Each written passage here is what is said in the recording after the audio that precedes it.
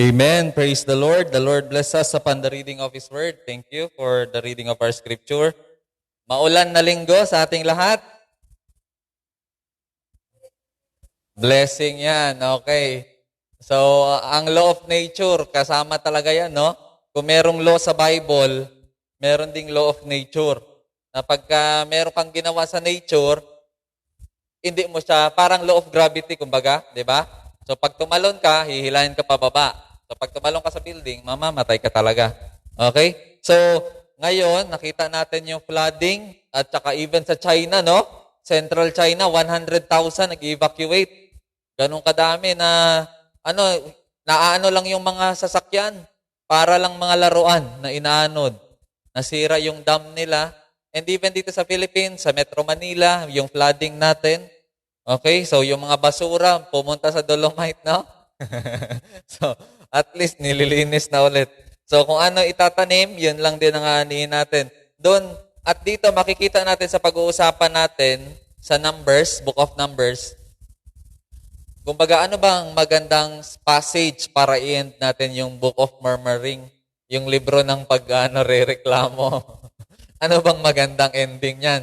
Siguro sa libro, sa kwento din ng reklamo, no? Okay. Ito na yung Book of Numbers na ang title natin is No Exemption. Say it with me. No Exemption. Okay? Walang exemption po. So, walang exemption. Okay?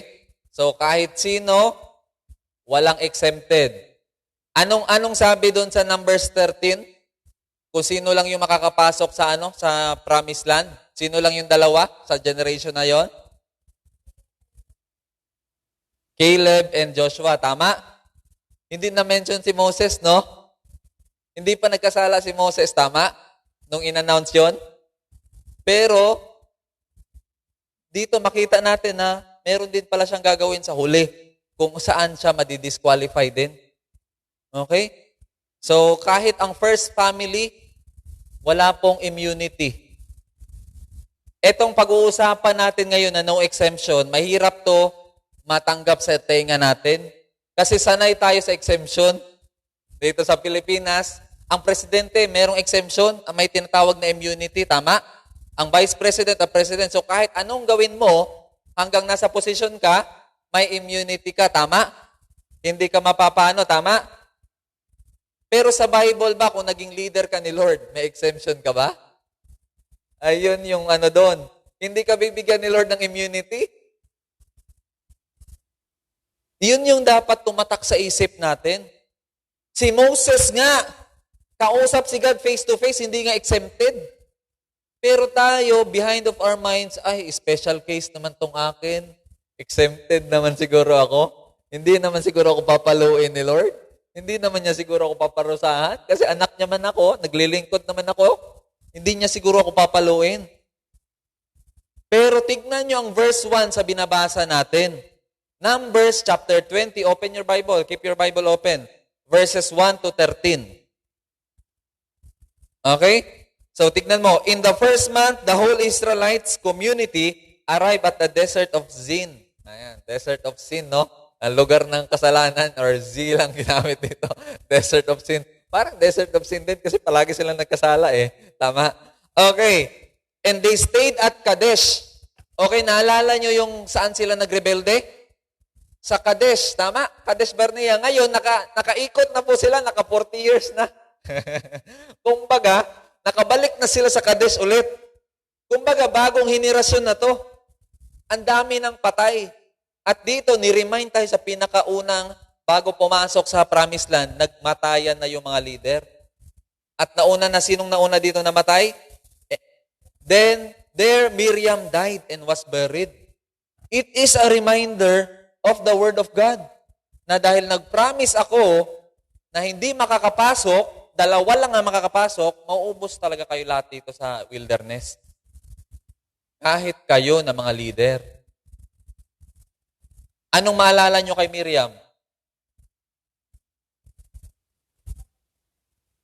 Yun yung naalala natin kaagad na lumaban kay Moses, si Ate Miriam. Pero alam nyo, matapang si Miriam. Kasi siya ang pinaglaban niya na mabuhay si Moses nung pinanganak. At pinaglaban niya na yung mama niya, yung maging caretaker kay Moses, tama? Trabaho lahat ni Miriam yun. At tapos, nung nakalabas na sila, ang nag-lead sa kantahan, worship leader, si Miriam. Pero saan natin siya nakilala? Doon sa isang ginawa niya na ang sabi niya, bakit? Hindi lang naman sa'yo nagkakausap si Lord pati din naman sa amin Ayun, pinalo siya ni Lord. Anong nangyari sa kanya? Nagkaroon siya ng, leprosy. 7 days. Pinarusahan siya ng leprosy. At doon natin siya naalala palagi. And most of the time, ganun tayo, no? Yung pinaghirapan mo ng sobrang ilang taon, isang araw mo lang wawasakin yung kredibilidad. Isang araw mo lang wawasakin yung kredibilidad mo. Isang araw lang. Minsan, 5 minutes lang, sira na yung future. Tama? Pinaghirapan ni Miriam lahat, isang strike lang, isang maling leadership act lang. Naalala na siya doon. At simula doon, nag-die down na yung presence niya. Hindi na siya ginamit ni Lord mag-lead ng kanta ulit. Hindi na siya ni Lord ulit na So, kumbaga, nabawasan na yung anointing. Okay? So, yan yung introduction kagad. It's a reminder of the Word of God that there is no exemption. Amen? Sabihan mo yung katabi mo, walang exemption. Huwag mong isipin na exempted ka. Sabihan mo yung katabi mo, huwag mong isipin na exempted ka. Walang ganon. Si Moses nga, first family. Walang exempted. Walang immunity po ang first family. Ang next na matay dito, si Aaron. Sunod, si Moses. Ay, nagmatayan sila. Walang nakapasok. Ang dalawa lang natira, si Caleb and si Joshua. Kasi yun lang yung pinangako ni Lord na makakapasok. Okay? Sige, tuloy natin. Now, there was no water for the community, and the people gathered in opposite to Moses and Aaron. Ngayon, naulit na naman. Ano naulit na naman? Walang tubig. Okay. So, nung nawalan tayo ng tubig dito sa Maynila, grabe reklamo, no? Ito din, ganun din sila. Ganun din sila. Reklamo sa walang tubig. Ba't nyo ba kami dinala dito? Okay? Anong sabi dito? Gathered in opposition to Moses and Aaron. Okay, nag-ano na naman sila. Wiwelga na naman. They quarreled with Moses and said, if only we had died when our brothers fell dead before the Lord. Allah, be careful what you wish for. Sinabi, sana namatay na lang din kami nung namatay na yung mga kasama namin. Ganun na naman yung hiniling, no? Why did you bring the Lord's community into this wilderness? That we and our livestock should die there. Why did you bring us up out of Egypt to this terrible place? It has no grain or figs, no grapevine or pomegranates, and there is no water to drink. Wala sila sa lugar ng milk and honey. Di ba yun dapat yung direction nila? Di ba dapat sa milk and honey kami? Bakit kahit tubig wala? Ayaw na namin ng honey kahit tubig na lang. Bakit pati yan wala? So, hindi sila makarating-rating doon. Anong nangyari kay Anong nangyari kay na Moses and Aaron? Naalala nila yung older generation. Nako! Anong ginawa ng mga magulang? Ginagaya na ng sunod na henerasyon. Delikado to. Baka magaya sila sa atin. At pati sila hindi na naman makapasok. Next generation na naman. Ang tagal-tagal na nila makapasok. Tama, hindi? No exemption, di ba? Anong ginawa nila Moses? They went to the tent of meeting and fell face down. Ay, nagpatira pa agad sila doon kay God. Delikado na naman yung sinasabi noon kasi pwede na naman, meron na namang serpent, tutuklawin na naman sila lahat. Or meron na namang plague, meron na namang kakain sa kanila sa lupa. Or papapatay na naman sila sa mga kalaban. Delikado. Alam ni Moses and Aaron yun, kaya sila nagpatira pa kagad sa harap ni God. Lord, please lang, wag mo nang ulitin nyo kasi baka next generation na naman. Mamatay na si Joshua and Caleb. Di ba? Makabasok, ang tanda na nila. Okay, so, nagpatira pa sila at humingi sila ng tawad para sa Panginoon. Para sa mga kasama nila na gumawa na naman ng ganon. And the glory of the Lord appeared to them. The Lord said to Moses, okay, anong sabi ni God? Nagalit ba si God? Hindi, no? Ano sabi niya kaagad? Kinausap niya lang si Moses. Ito lang gawin mo, Moses. Okay? The Lord said to Moses, take the staff. Ang staff po is symbol of authority niya with God. So pag nakita yung staff ni Moses, it symbolizes yung authority niya na bigay ni God sa kanya. I am the sole proprietorship of this salvation. Parang gano'n, no? Ako lang ang tagapagligtas nyo pag hawak niya yon. And marami nagkiklaim ng gano'n, no? Na ako lang ang daan nyo para sa Ama. At tingnan natin kung exempted yung mga ganyan nagkiklaim, no? Ma-exempt kaya yung pinaka-greatest teachers na nakilala natin sa Pilipinas? Tignan natin si Moses, hawak-hawak niya yung staff. Tignan natin kung papaluin ba siya ni Lord dahil hawak niya yung staff at sinunod niya. O tingnan natin, dali. To the entrance of the meeting and fell face down. And the Lord said to Moses, verse 8, take the staff, you and your brother Aaron, gather the assembly together. Speak to the rock before their eyes, and it will pour out its water. You will bring water out of the rock for the community so they and their livestock can drink. Okay, dito makikita natin na inutusan si Moses ulit. The second time, tama? Yung first time, anong utos sa kanya? Strike the rock. Isa lang. Yung una, strike the rock once and lalabas yung tubig. Unang batch yun ng mga reklamador. Ang second batch, huwag mo nang paluin. Kausapin mo na lang. Kasi po, ang symbolism dito is si Jesus is the living water. Siya po yung water in the wilderness. And si Jesus should be strike once, tama? Isang beses lang dapat mag-suffer si Jesus. After nun, glorified na. Pero sa ginawa ni Moses, na in-strike niya, 2 beses pa. Paano na yung symbolism na dapat mag-represent kay Jesus? O di ma-fail na yung metaphor ni God. Alam mo naman si God, mahilig sa metaphor. Yung comparison sa Old Testament at saka sa New Testament.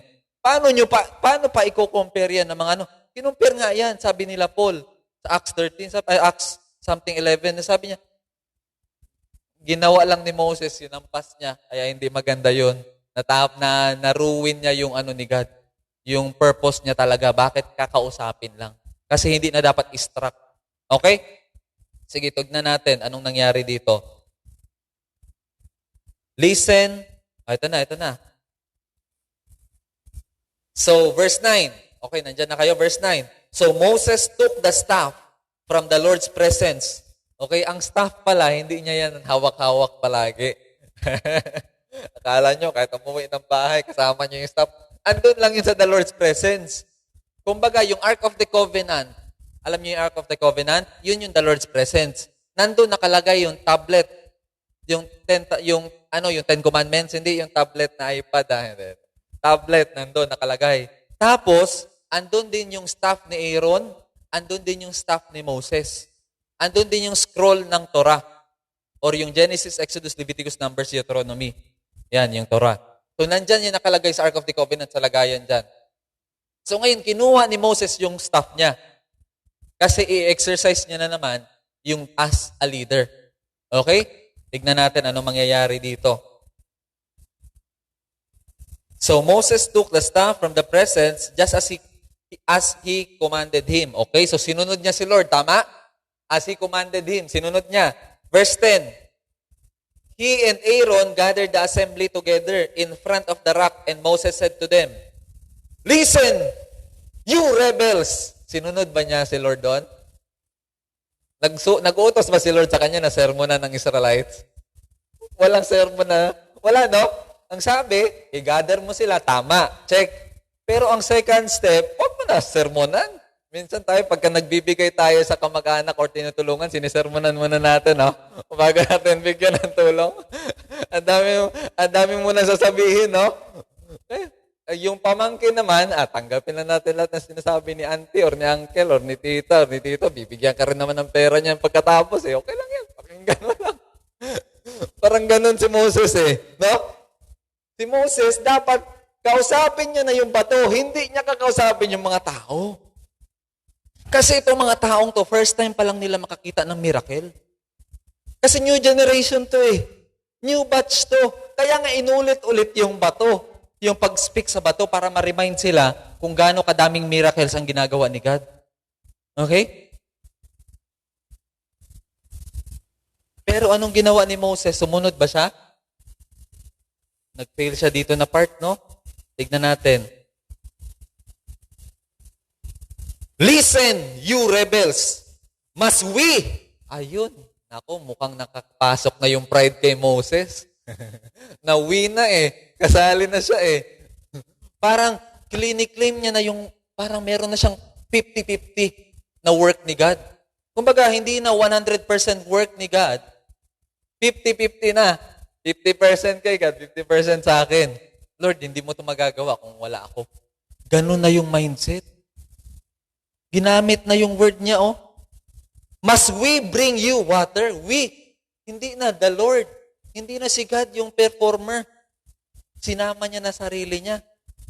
Siguro sa sobrang pagod na maintindihan naman natin si Moses. Sobrang pagod, sobrang tanda. Kakamatay lang ng ate niya.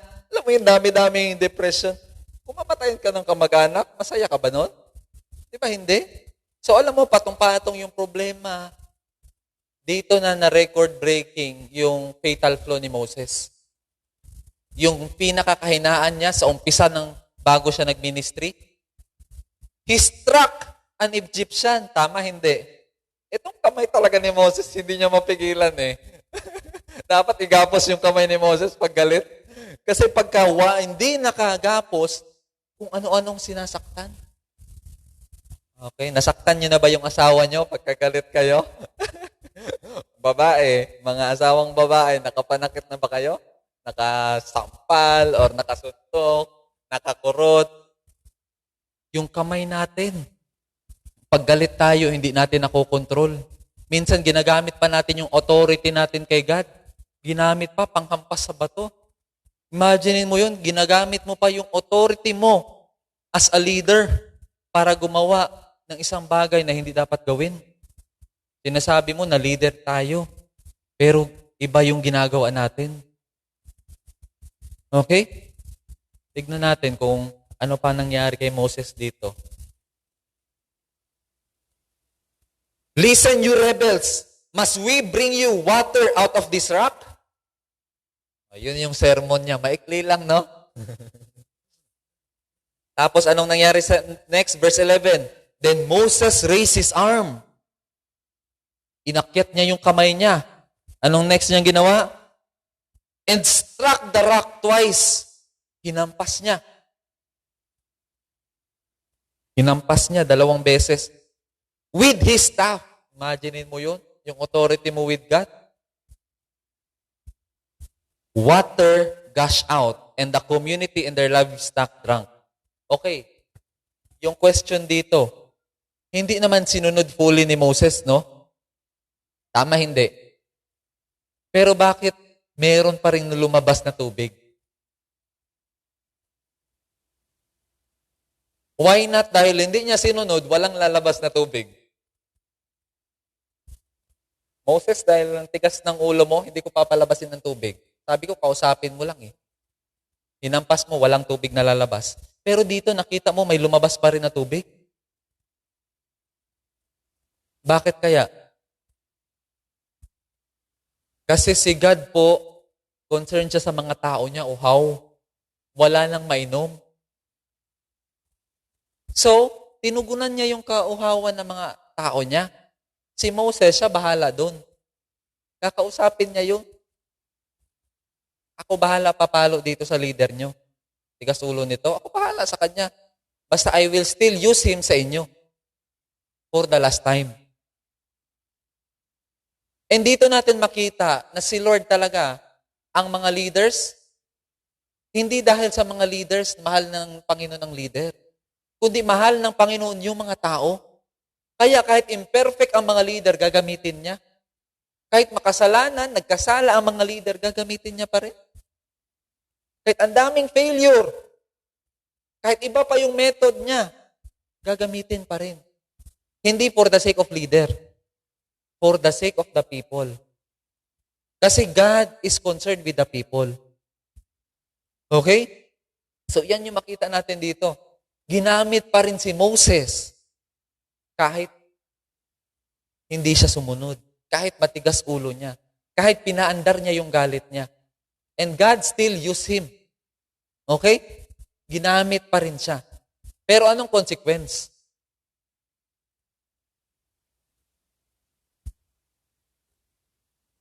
Lord, 2 beses ko lang naman pinalo yun. Lord, grabe ka naman. Hindi na ako kagad andyan na ako. Papunta na po sila sa Sodom. Dadaan na sila sa Edom, mga pinsan nila. Ayaw nga silang padaanin. Ang lapit na. Sabi, Lord, hindi na nakipag-bargain si Moses. Siguro pagod na rin siya. Kung pupunta na ako sa kabilang, sa promised land, kasama to, wag na lang, Lord. Ayoko na. Pagod na ako mag-lead. Nakita niyo yung change of heart ni Moses? Dati, pinaglalaban niya yung mga taong yun. Ngayon, pinapagalitan niya na galit na siya. Kumbaga, siguro napuno na rin. Umabot na rin siya sa hangganan niya. Okay? Pero si Moses pa rin, ginamit ni Lord. Okay? Pero ano bang pinaka-lesson ng topic na to? Ano sa tingin niyo? No exception. Wala pong exempted. So if you think you are a leader, you can do silly things, ay mas nakakatakot po. Mas higher, mas stricter ang judgment ng mga leader. Tama, hindi. Ang sabi ni James, be careful. Not all of you aspire to be a teacher. Kasi pag naging teacher ka, mas mataas yung judgment sa'yo. Kasi pag ang member nagkasala, okay lang. Normal yun. Pero pag ang leader nagkasala, ang daming naglo-look up sa leader. Tama, hindi. Isang leader na magkasala, sabay lahat yung lumuluck up sa kanya. Tama? Sa mata ng mga follower, nagiging tama ang mali ng leader. Normal lang sa leader yung ganito. Ano? Tama to. Okay lang dito gawin natin. Tama, hindi. Because in reality po, you cannot produce better leader than yourself. Pag leader ka, kung ano yung kulay mo, yun lang din ang mapoproduce mo na klaseng leader.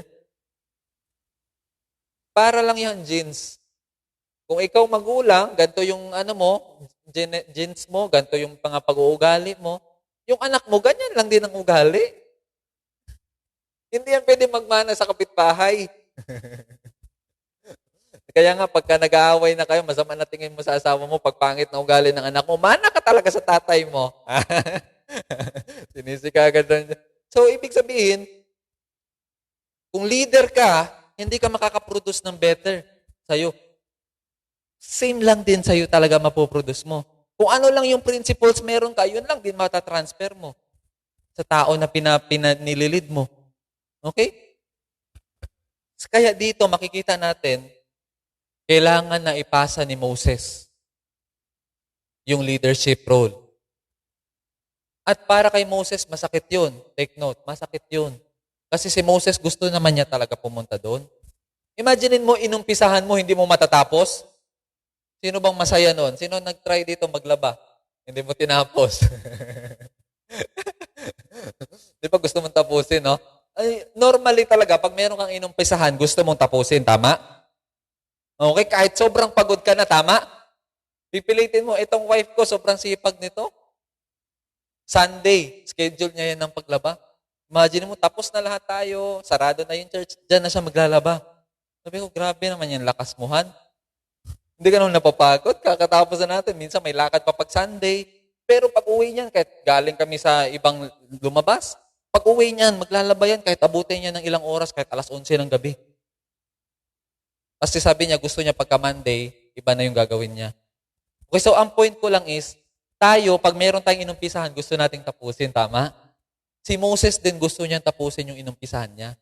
Kaya masakit sa kanya na hindi niya matatapos yung inumpisahan niya. At ibang tatapos. Marami pong prophet sa Bible na sila nagumpisa, ibang tatapos. Tama? Kasi minsan, iba-iba yung role natin. Kaya sabi ni Paul, nagsasabi kayo ay for Apollo, kayo ay for Paul. Ang sabi ni Paul, huwag kayo mag-compare ng leader. Sanay na sanay kayo mag-compare. Pagdating pa lang yan sa Corinth. Kaya, Paul, alam mo, yung Apollo, hindi pa talino yun eh. Magaling mag-preach pero hindi matalino. Kaya gusto ka pa rin namin kasi theologian ka. Kino-compare si Apollo at saka si Paul. Sinagot siya. Ina-appreciate mo ko? I tell you, merong nagtanim, si Apollo nagtanim, ako nagdilig, or ako nagtanim, si Apollo nagdilig, same pa rin ang bunga. So no need to compare. You see, pag galing tayo sa dysfunctional, or pag mababa yung tingin natin sa sarili natin, lumalaki lang yung tingin natin sa sarili natin pag kino-compare natin yung sarili natin sa iba. We only feel better pag na-compare natin ang sarili natin sa iba. Ay, mas mabait ako dyan sa kapitbahay na yan. Yung kapitbahay na yan, pakialamero masyado yan. Lahat pinapakialaman. Ganun, no? At least ako, tahimik lang buhay ko. Wala akong inaano. Ganun, no? So we always want to compare ourselves to make ourselves feel better. Ganun ba dapat para ma-feel better? That's pride. Ang totoong humble na tao is they feel better with themselves even without comparing themselves to others. The fact na kailangan mo pa i-compare yung sarili mo sa iba para gumanda yung pakiramdam mo sa sarili mo, ibig sabihin may problema. Yung halaga natin, ilagay mo kay God. Hindi mo na kailangan i-compare yung sarili mo sa iba. Amen? Amen? Sabihan mo yung katabi mo, huwag mo i-compare mo sarili mo sa kapitbahay. Huwag mo na i-compare sa kapitbahay yung sarili mo, okay? Okay, na pagka bumili siya ng bagong TV, bibili ka rin ng bagong TV. Bumili siya ng bagong sasakyan, bibili ka rin ng bagong sasakyan. Wala ka ng parking, nasa labas na yun. 5,000 kada hila ng sasakyan mo. Kada may clearing sa street nyo. Okay? So, nakakapagod na maghabulan kayo ng karangyaan ng kapitbahay mo. Na kada meron siyang, pati chicks, no? Pinagyayabangan nyo pa magkumpare. Ay, patay yan. Delikado yan. Okay? Ang point ko lang po is dito, balikan natin si Aaron, si Moses. Anong nangyari sa verse 12? Nakainom ang mga tao. So they thought, ay tama ginawa ni Moses. Kasi walang alam yung mga tao na iba yung utos ni God, tama? Ay, maganda yung ginawa ni Moses. Wow, miracle. Wow, ang galing ng leader namin. Pero deep inside, kinakain na pala yung leader. You see, the real you is you in private, not you in public. You see, we should be more concerned of our character than our position, than our reputation. Kasi po ang reputation, yan yung tingin ng mga tao sa atin. Tama? Reputation? Pero ang karakter, ayun yung tayo totoo. Sa kadiliman. Yung mag-isa ka lang. And that is the real you. Sometimes ang mga tao sobrang ayaw na pag-usapan sila na, ayaw ko talaga na sinisiraan ako. Yung reputasyon ko. Akala mo talaga may reputasyon no? Akala mo talaga may reputasyon na kailangan proteksyonan? Kaya ipoprotect niya sarili niya, ipapagtanggol niya sa lahat ng naninira. Don't mind them kung sinisiraan ka. Kasi ang totoong ikaw, lalabas lang yan. Ipagtatanggol ka ng karakter mo. At yung paninira, magda-die down lang. Okay? Sabi ni Albert Einstein, be a man of character than of reputation. Mas habulin mo maging man of character, woman of character, kaysa mas concern ka sa reputasyon mo, sa iisipin ng kapitbahay mo, sa iisipin ng ibang tao. No. Kasi yung kapitbahay mo, iniisip niya rin anong iniisip mo about sa kanya. Lahat kayo nag-iisipan kung anong iniisip ng bawat isa sa sarili. Ibig sabihin, walang nag-iisip sa'yo. Busy din sila, kakaisip sa sarili nila. Amen? So parang nakakapagod lang na mabuhay ka sa iniisip ng ibang tao. Take care of your children. Huwag mo na isipin anong iisipin ng iba. Kung ano sa tingin mo ang tama sa pagpapalaki sa anak mo, just do it. Don't please everybody. Hindi mo mapiplease lahat. Susundin mo yung mother-in-law mo. Susundin mo yung nanay mo. Hindi mo mapiplease lahat. Mag-aaway lang kung paano palakihin yung anak. Hindi, dapat ganito mo yan palakihin. Hindi, dapat ganito mo yan palakihin. Patay tayo dyan. Palakihin nyo. As kayo para walang sisihan. Okay? So, ang nangyari is, the community drank water. Tuwang-tuwa sila. And siguro si Moses, naisip niya, tama siguro ginawa ko. Kasi may lumabas pa rin naman na tubig. Tama, hindi.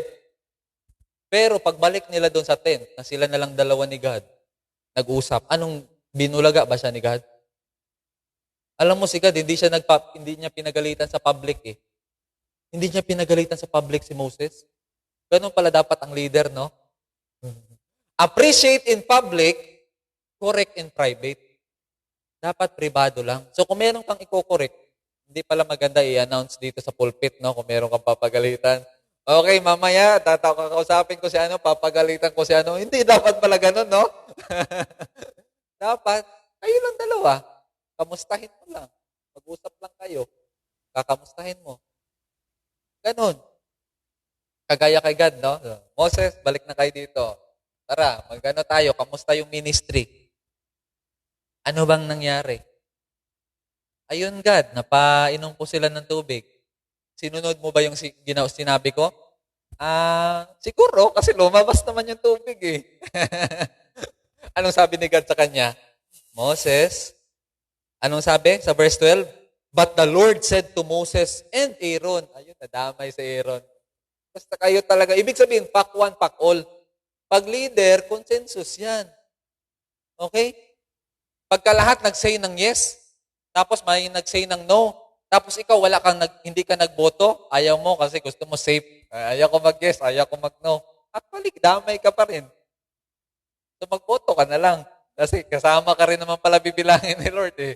So, it doesn't mean na nag-silent ka, wala kang ginawang desisyon. Yung desisyon mo, hinayaan mo lang sila. Tama? Hinayaan mo lang sila sa pinagagawa nila. Tama? Anong sabi sa Ezekiel 3? Ezekiel 3:18. Sige nga, buksan natin yung Bible na to.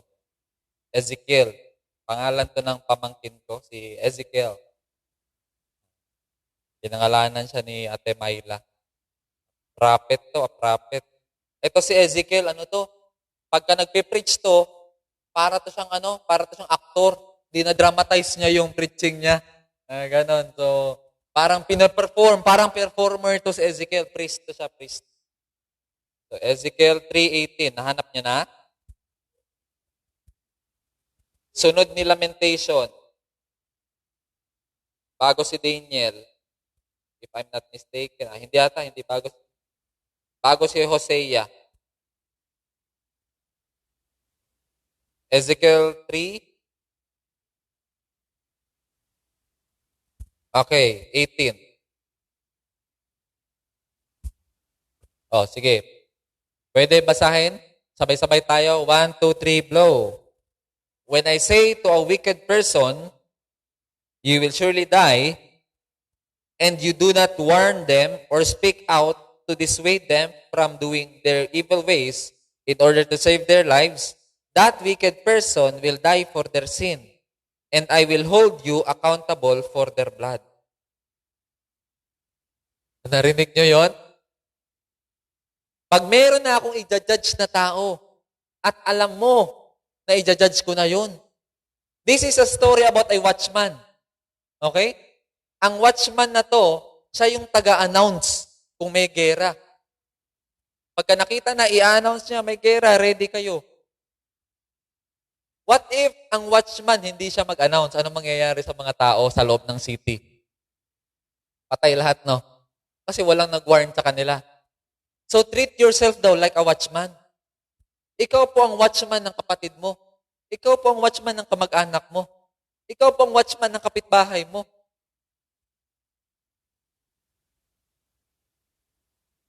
Siguro 100 meters, no? Sa paligid mo. Masyadong mababa na. 1 kilometer sa paligid mo. Watchman ka nun. Announcer ka. Ikaw taga-warning.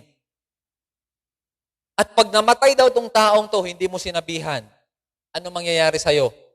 Safe ka ba?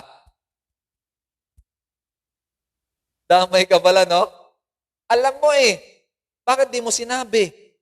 Bakit di mo tinuruan? Alam mo yung katotohanan, ba't di mo sinabi? Alam niyo po, meron tayong isang box dyan ng gospel tracts. Lagpas yan, siguro sabihin natin mga 50,000 sa sobrang dami.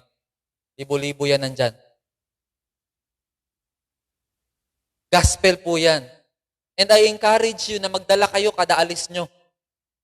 Kasi ibigay nyo lang. Hindi nyo naman kailangan sharean eh. Pag may pasahero ka, iabot mo lang. Hindi mo na kailangan i-explain yun. Kung may naglakad sa'yo, may kapitbahay ka, iabot mo lang. Para ka lang sales lady or salesman, nag-aabot ng truck. Pero ito, hindi to business. Ito, business ni God. And alam naman natin, isang tao lang na mag-repent, buong kalangitan nagse-celebrate. Diba? Hindi lang isang pamilya magse-celebrate, ha? Hindi lang tayo as a church magse-celebrate. Na yes, nakashare si nakabigay siya ng tracts na ganito. Hindi lang po. Buong kalangitan nagse-celebrate sa isang tao na bumalik kay Lord. Okay? Pag sinabing bumalik kay Lord, hindi ibig sabihin magpalit ng relihiyon, ha?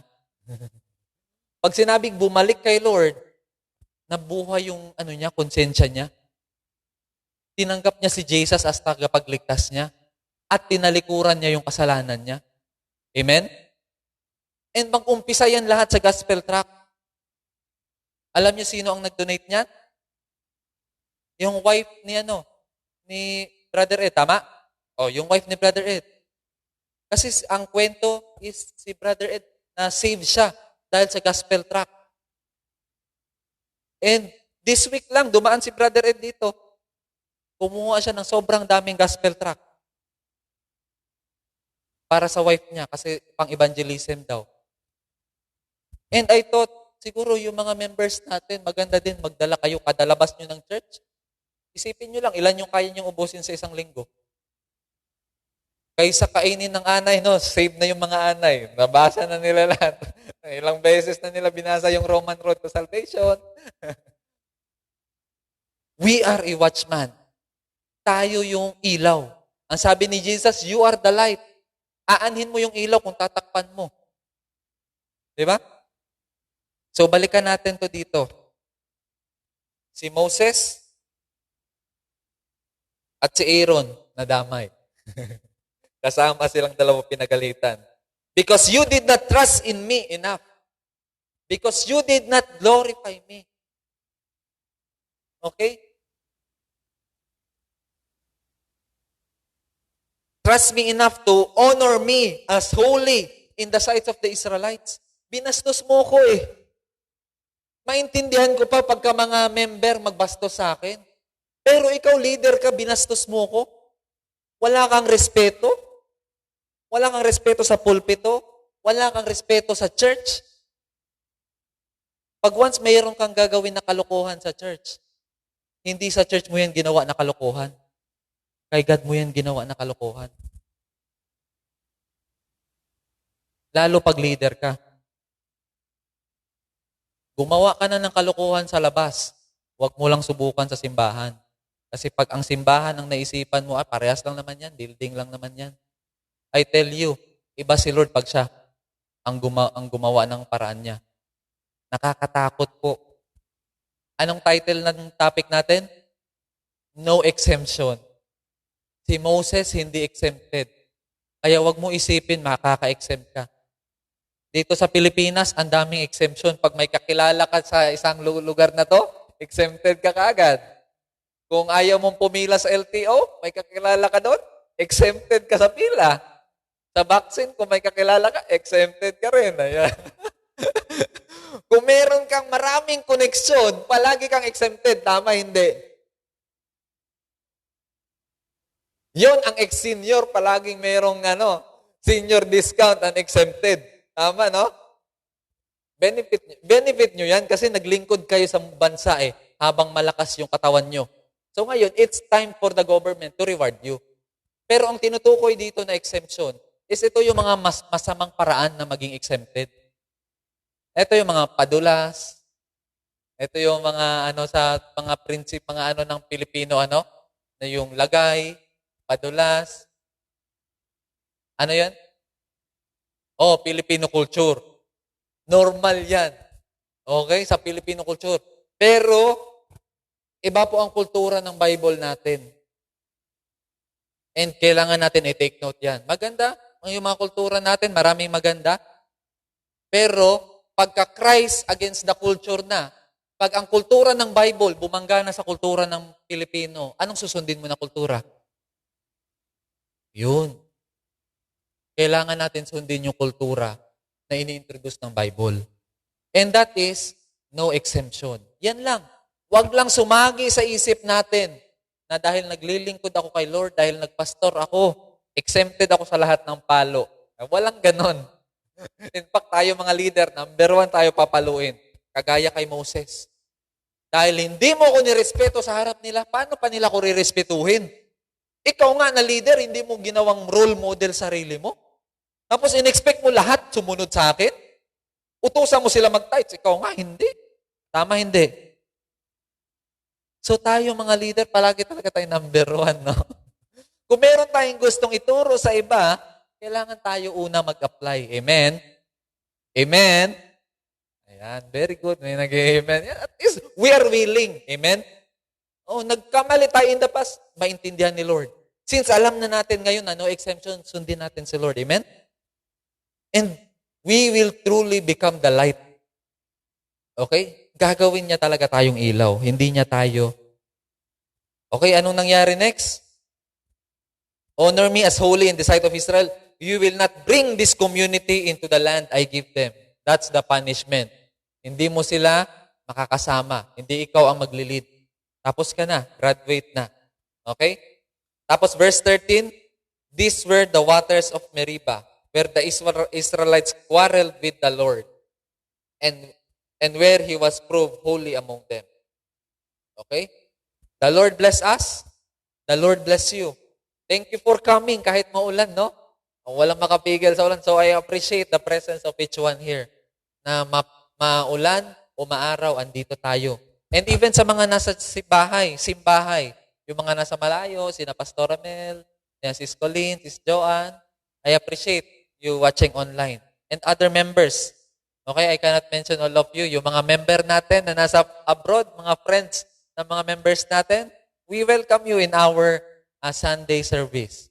And I hope this encourages us that we fix our eyes on God, na si God po ang the righteous judge na hindi pwedeng bayaran. Kaya walang exemption. Ang kaya lang magbayad, si Jesus. Si Jesus lang po ang nagbayad sa lahat. Kaya si Jesus, binayaran niya lahat ang kasalanan natin para siya yung maging attorney natin pagdating sa langit. Siya yung defender natin kay God, God the Father. Okay? So the Lord bless you. The Lord bless us all. Pwede tayong tumayo para manalangin. Thank you, Jesus. Thank you, Jesus. Lord, indeed, there is no exemption, Lord. Salamat sa salita mo, Lord, na nag-remind sa amin. Sa closing ng book ng Numbers, na even the first family, the Holy Family, Moses himself, Lord, the one who speaks to you face to face, is not exempted, Lord. Panginoon, kagaya kay Moses, marami siyang nagawang masama sa panahon na galit siya. Kami din, Lord, ang dami naming nasasabi at nagagawang masama nung galit kami, Panginoon. Patawarin mo kami, Panginoon. Tulungan mo kami, Lord, na matatak sa isip namin na walang exempted, Lord. Lalo na kami na mga leader, na tinuring mo na leader sa simbahan na to, Lord. Mas mataas yung standard mo sa amin, Lord. Because we are leading people. Either we are leading them to righteousness or we are leading them to unrighteousness. Tulungan mo kami, Lord, na maging mabuting ehemplo, Lord. Patawarin mo kami, Lord, sa mga nagawa namin na hindi kaaya-aya sa iyo, Lord. We have sinned against you, Lord, by our thoughts, by our actions, and by our words, and by our hearts, Lord God. Patawarin mo kami, Lord. Patawarin mo kami, Lord, if we have not loved our neighbor as we love ourselves, Panginoon. And we have not loved you with all our strengths, soul, mind, and heart, Panginoon. We repent, Lord, and we turn away from it. Tulungan mo kami, Lord, na sumunod sa iyo. Salamat sa salita mo, Lord, na palaging buhay at nangungusap sa amin. We bless you, Lord. We worship you. All glory, honor, and praise to you alone. In Jesus' name, amen, amen. Makakaupo na po ang lahat.